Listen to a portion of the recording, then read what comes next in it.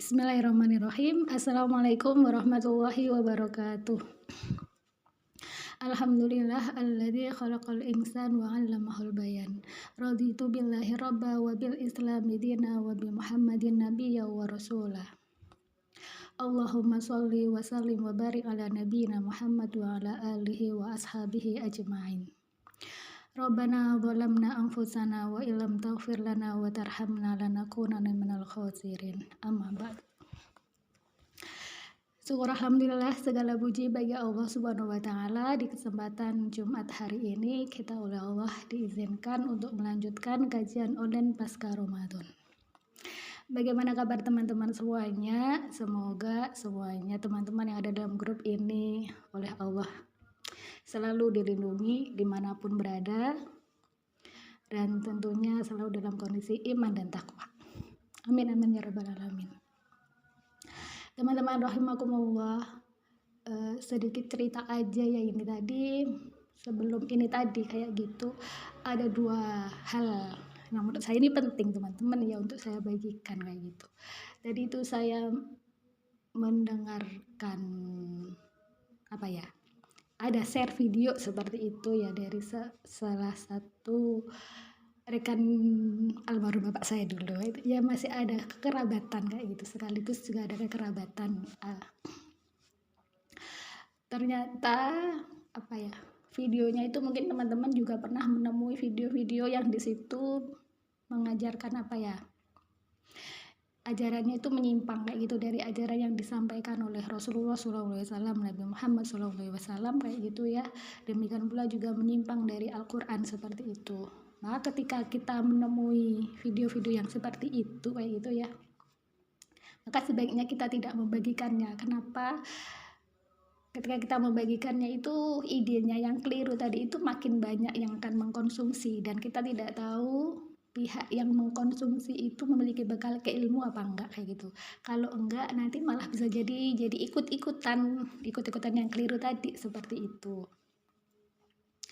Nah, itu sebaiknya kalau kita mau jelas siapa orangnya kayak gitu, kita tahu seperti itu, kita menjadi saksi jadi ya nanti kita akan bahas tentang saksi kayak gitu ya.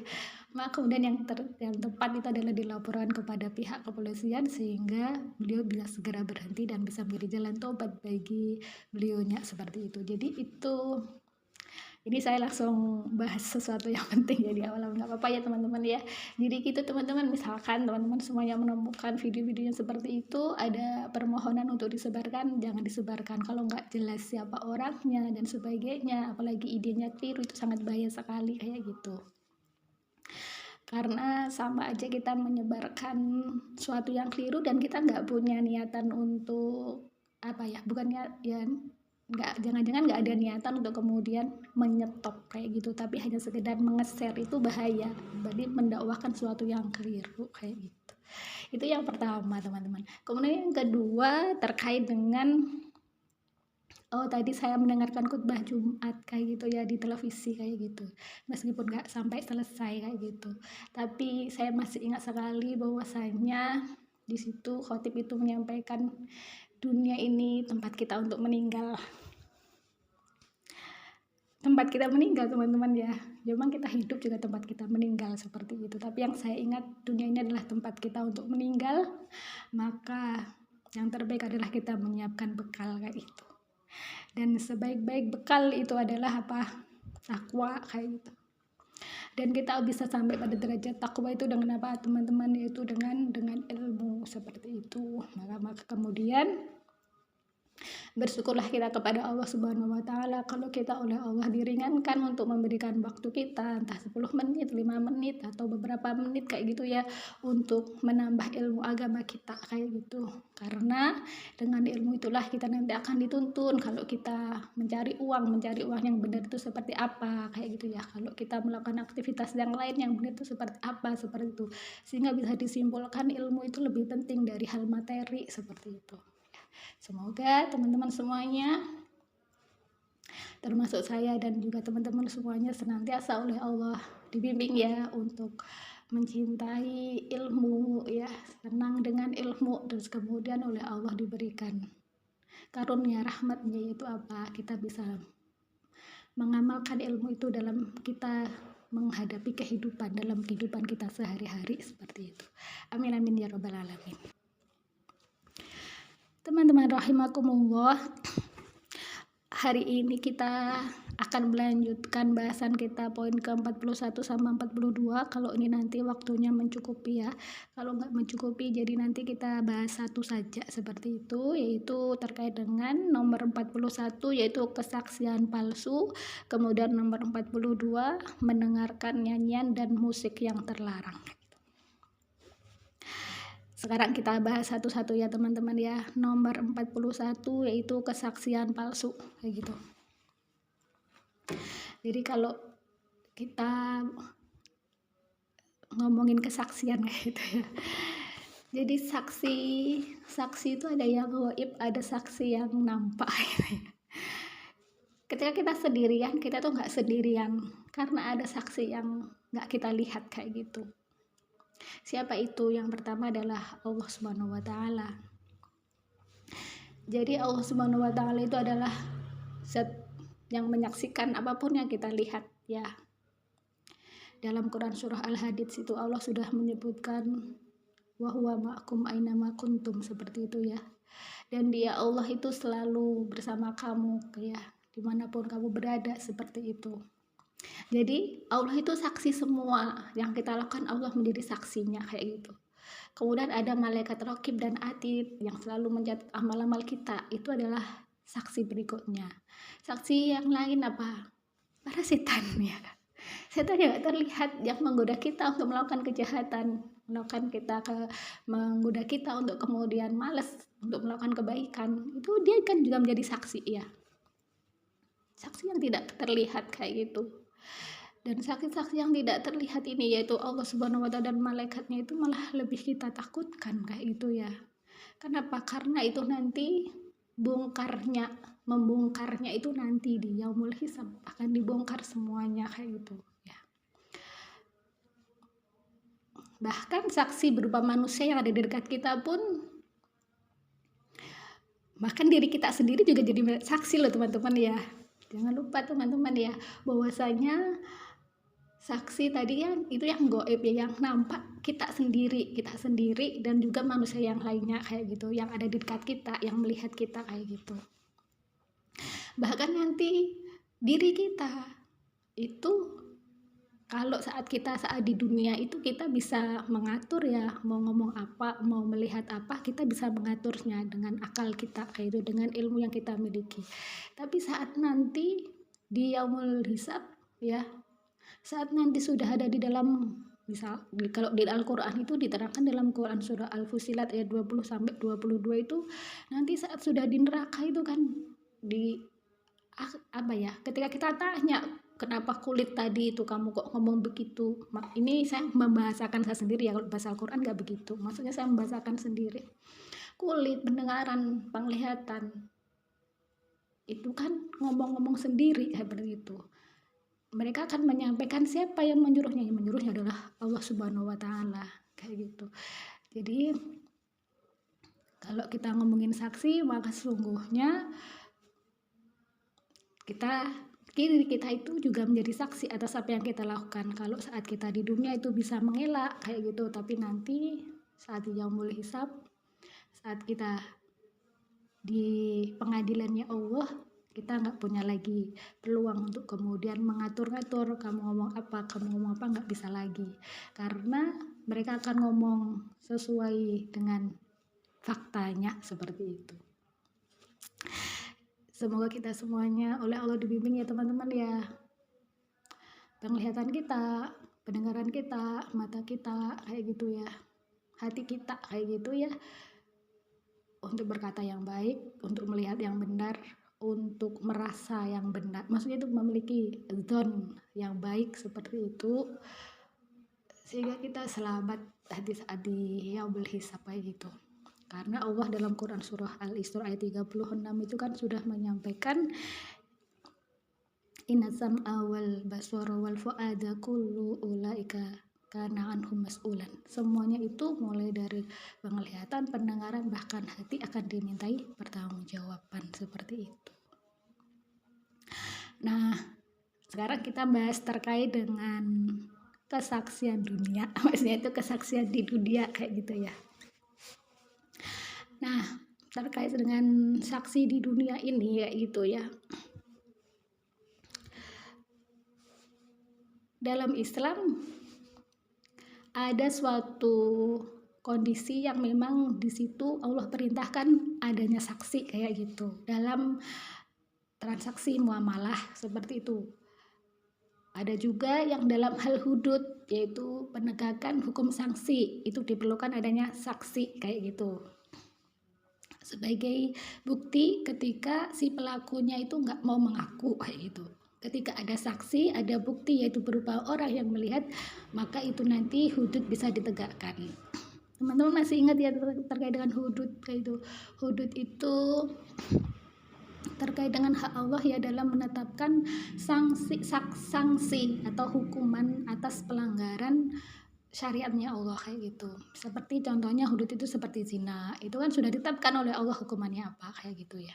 Kemudian menuduh orang berzina itu kan juga sudah ditetapkan. Itu contoh dari hudud itu seperti itu. Nah, berarti di sini kesaksian itu nanti ada macam-macam ya. Satu misalkan saksi yang kemarin sudah kita bahas ya dalam Quran surah Al-Baqarah ayat 282 itu, yaitu terkait dengan anjuran ada kalau mengikuti tafsirnya Ibnu Katsir ya teman-teman ya, itu dianjurkan untuk kemudian adanya saksi dalam hal jual beli atau kemudian hutang piutang ya.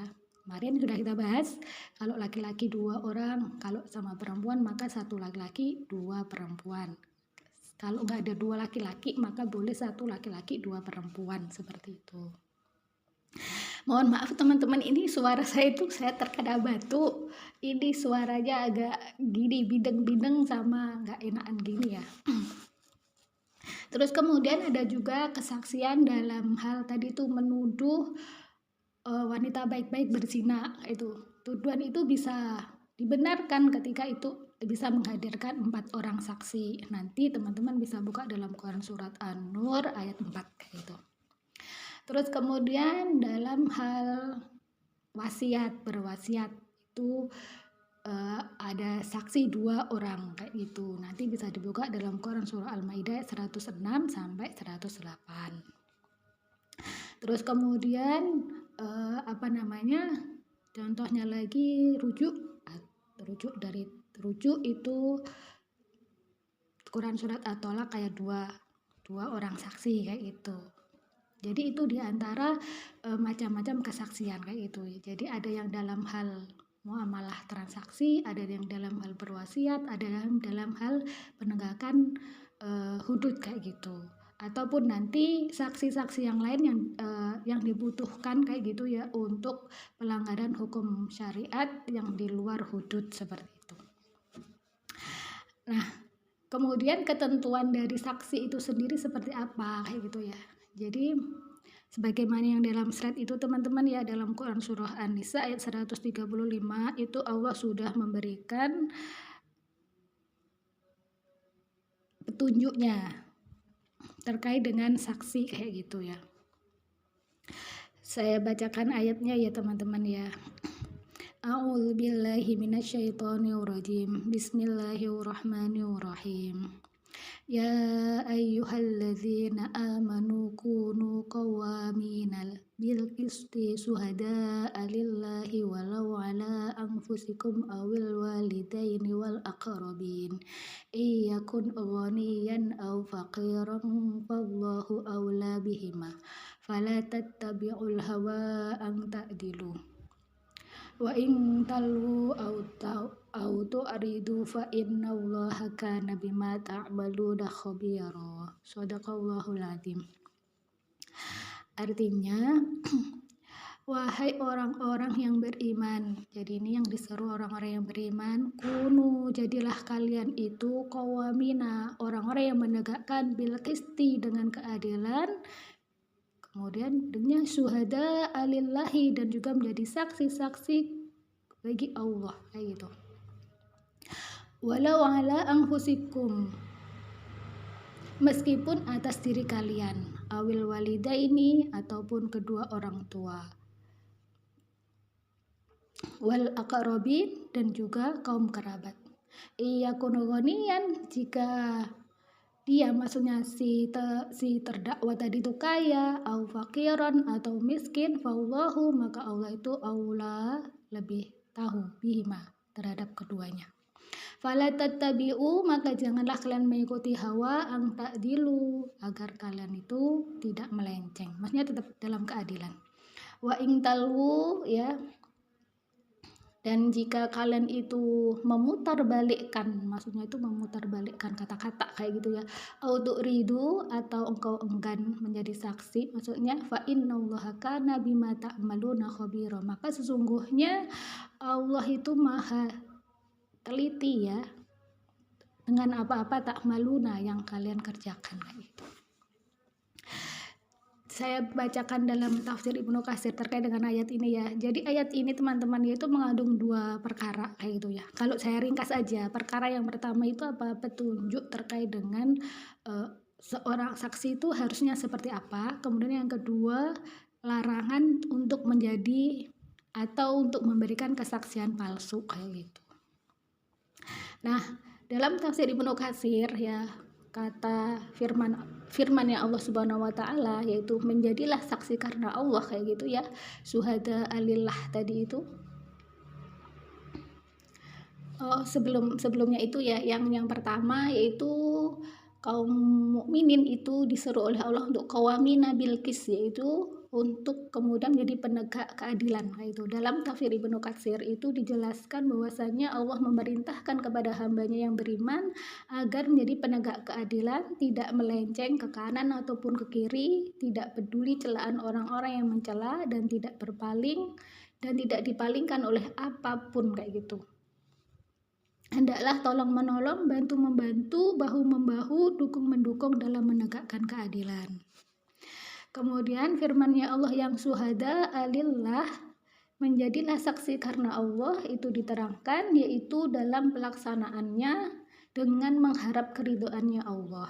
Kayak itu maksudnya syuhada lillah tadi itu ya, yaitu pelaksanaannya tadi itu ketika menjadi saksi tadi itu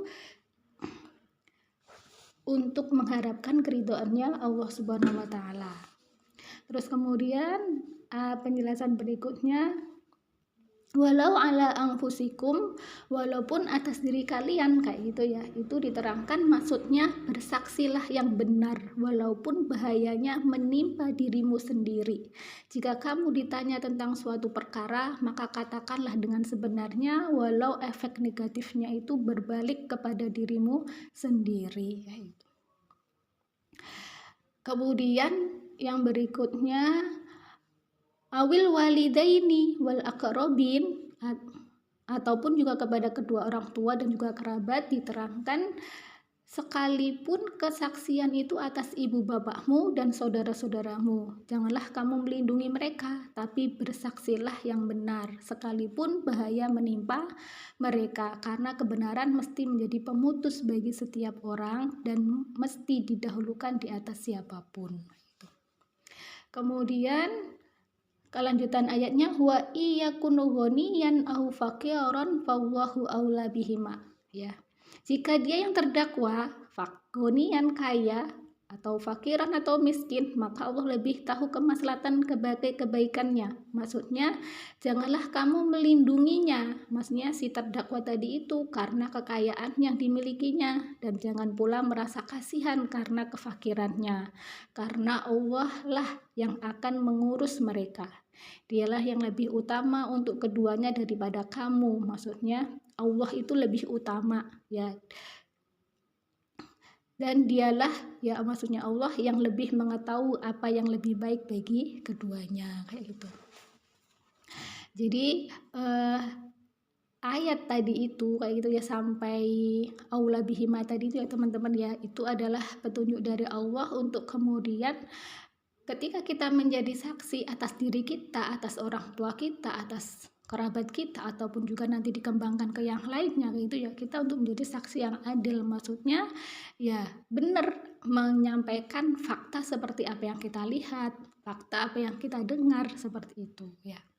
Jadi itu ketentuan bagi seorang saksi itu seperti itu. Saksi itu harus adil, maksudnya ya sesuai dengan fakta yang dia indra, seperti itu. Terus kemudian teman-teman, ayat kelanjutannya, nah ini yang terkait dengan kesaksian palsu kayak gitu ya. Kesaksian palsu, orang memberikan kesaksian palsu itu bagian dari mengikuti hawa nafsu dia kayak gitu. Kalau dalam ayat tadi itu Allah sudah memfirmankan apa? Wa fala tattabi'ul hawa, maka janganlah kalian itu mengikuti hawa nafsu, ang ta'dilu kayak gitu ya. Kalau di terjemahan biar mudah memahaminya itu dijelaskan, maka janganlah kamu mengikuti hawa nafsu karena ingin menyimpang dari kebenaran.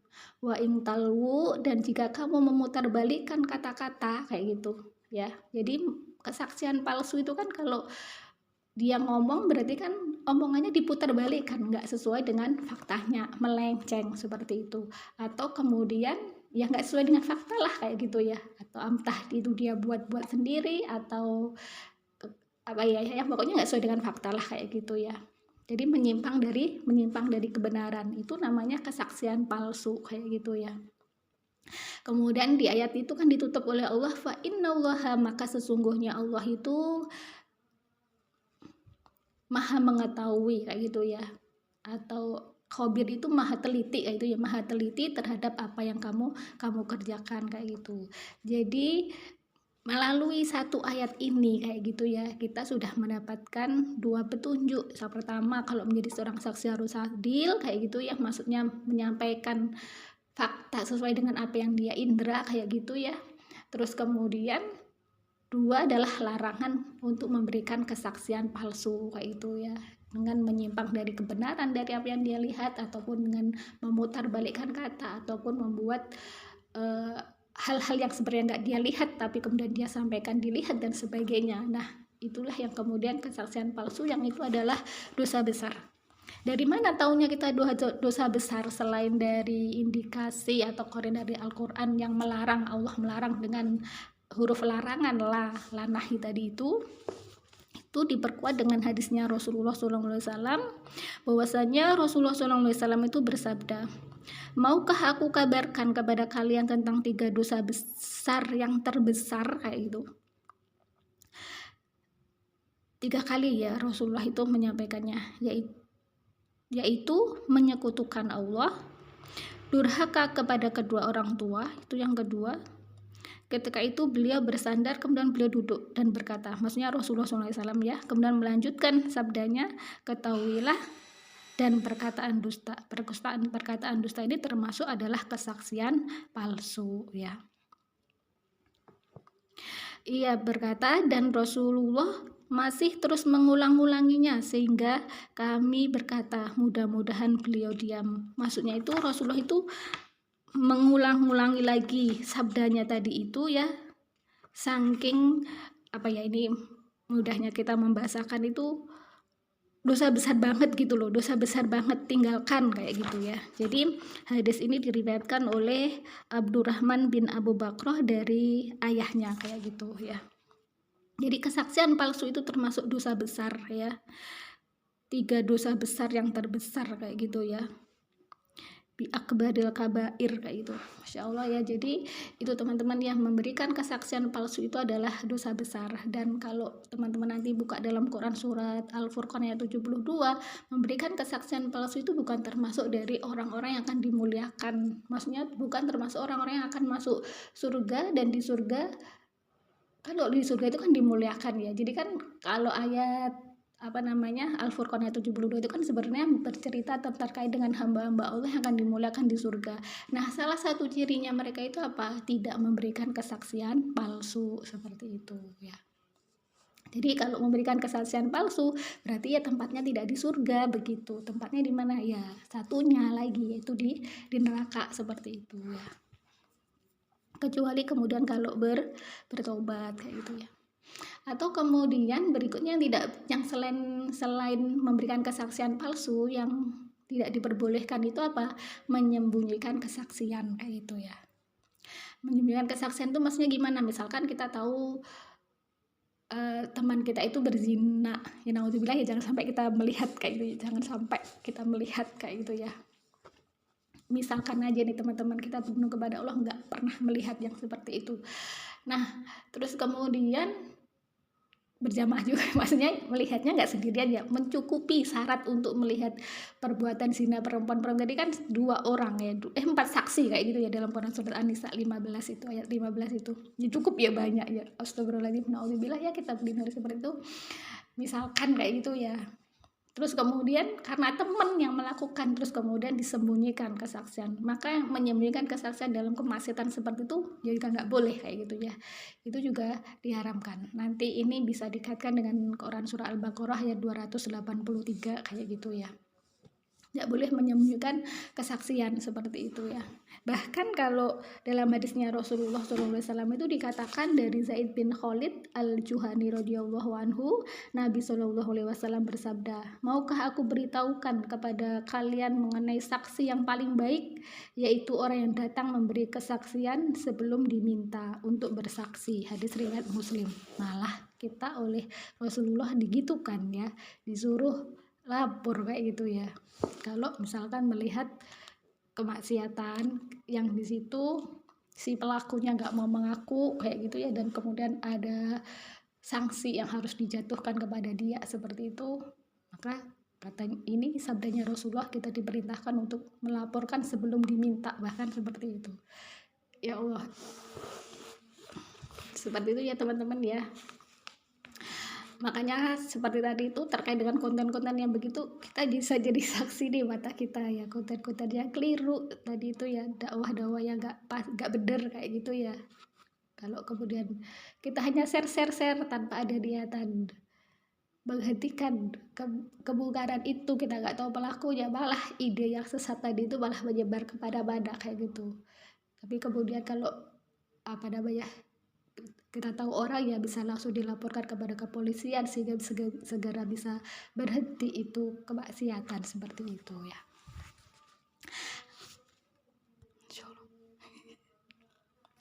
Nah teman-teman, insya Allah untuk bahasan terkait dengan saksi ini sampai di sini ya teman-teman. Apa yang harus saya tambahkan lagi?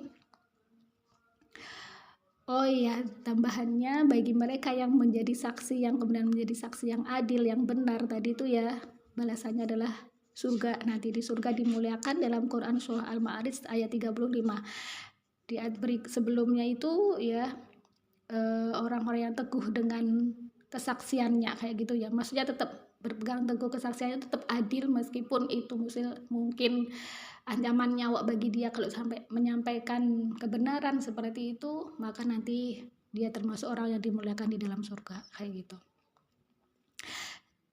Tapi sekarang ini ya banyak sekali ya yang karena banyak faktor ya, bisa jadi ekonomi, keimanan dan sebagainya, yang kadang-kadang ya tadi itu takut juga menjadi saksi karena nanti ancaman bunuh dan sebagainya. Ya memang balasannya juga surga kayak gitu ya. Gimana surga itu kan memang hal-hal yang sampai nyawa kayak gitu ya, taruhannya kayak gitu ya. Ya semoga kita oleh Allah Subhanahu wa taala, mata, telinga, seluruh indera kita kayak gitu ya, dilindungi dari hal-hal yang sekiranya kita tidak mampu ya untuk mempertanggungjawabkan jadi hadapan Allah, dan oleh Allah dituntun untuk dimanfaatkan dalam hal yang baik, yang benar, yang diridhoi oleh Allah. Dan insya Allah sampai di sini kajian kita hari ini teman-teman ya. Untuk poin yang ke-42 kita lanjutkan minggu depan insya Allah kayak gitu. Kita akhiri dengan istighfar 3 kali dan doa kafaratul majelis. Astagfirullahaladzim, astagfirullahaladzim, astagfirullahaladzim. Subhanakallahumma wa bihamdika asyhadu an la ilaha illa anta astaghfiruka wa atubu ilaik. Al-haqqu min rabbika fala takunanna minal mumtarin. Sesungguhnya kebenaran itu datangnya dari Allah Subhanahu wa taala. Maka janganlah kita ragu untuk mengambilnya. Dan kalau ada salah dan kurangnya dari apa yang saya sampaikan itu semata-mata kelemahan saya pribadi, mohon dimaafkan. Dan silahkan teman-teman untuk mengkaji lebih di forum-forum yang lainnya. Akhirnya saya akhiri, wassalamualaikum warahmatullahi wabarakatuh.